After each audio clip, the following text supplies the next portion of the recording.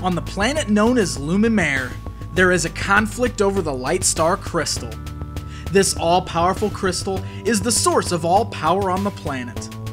Baron Dark is in a struggle to obtain this crystal so that he can conquer the planet, while Prince Lightstar and his siblings are sworn to protect it. In the conflict, the crystal was broken into two halves, one half obtained by Lightstar and the other by Baron Dark.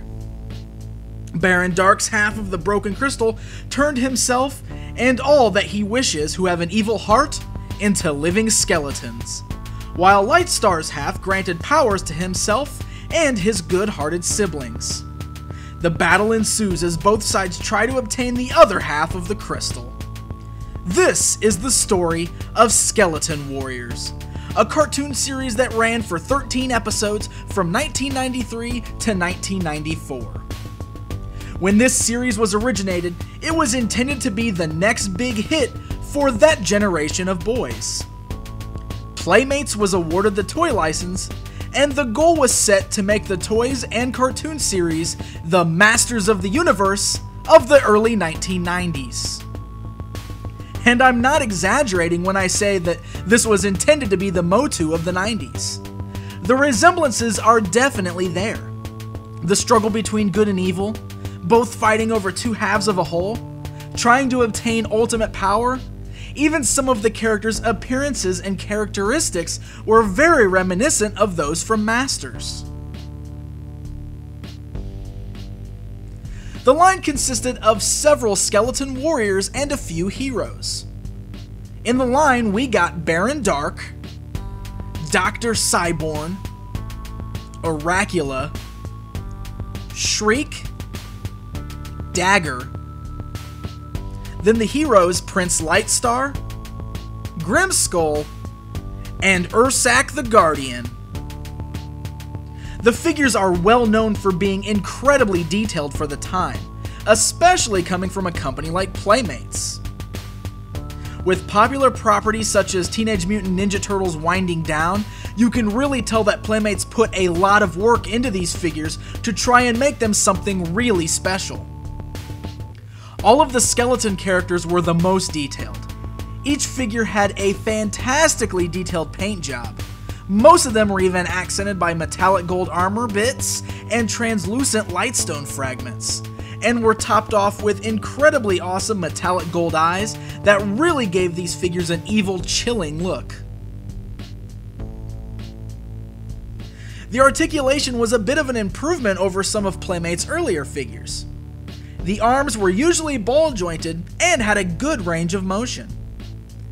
The biggest problem is that most of the skeletons, Playmates opted for dynamic stances with the figure's feet, very similar to what they were doing with TMNT.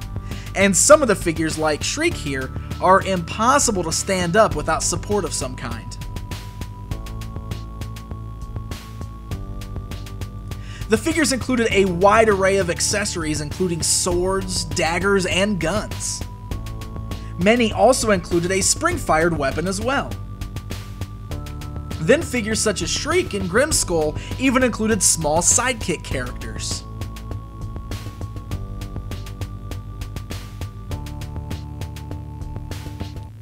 The figure's packaging featured some really great original artwork, which is something I always love on classic toy lines.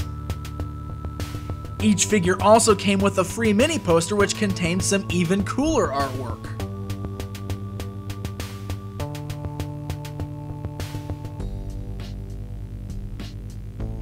The line featured one vehicle, the Skull Cycle, and one creature, the Skeleton Warhorse.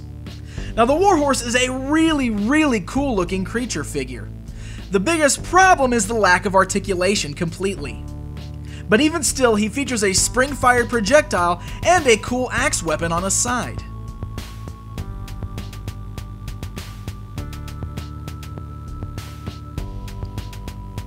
The Skull Cycle is massive and is quite the sweet-looking ride.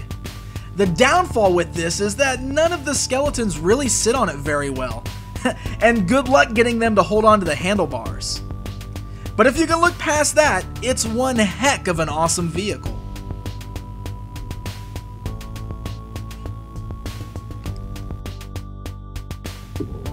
These figures really were incredibly impressive.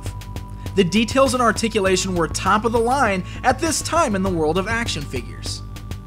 But despite the action figures, the good cartoon series, and all the hype, the Skeleton Warriors did not achieve the success that many assumed that they would.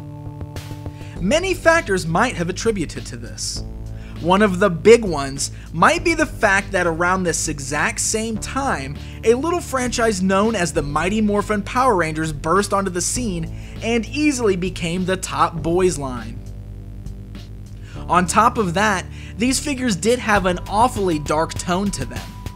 Many parents might have been turned off by the rather demonic look of these figures.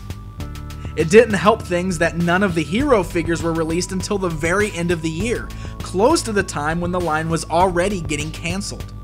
So usually the skeletons were all you could find in the stores. And while they might be the coolest figures in the line, this might have been a huge turnoff for parents buying these toys for their children. So after one wave and 13 episodes, the line was cancelled. It might be one of the biggest tragedies in the toy world. Because of the cancellation, an entire second series of figures was also cancelled. We never got Talon, one of the main siblings and highly demanded figures by collectors.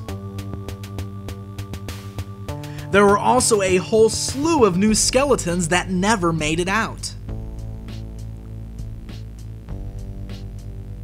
A second series of vehicles, and even a really cool looking playset also got canned. And one of the biggest upsets of all, this massive skeleton dragon creature never saw the light of day past prototype form. Man oh man, how I wish this toy line would have continued.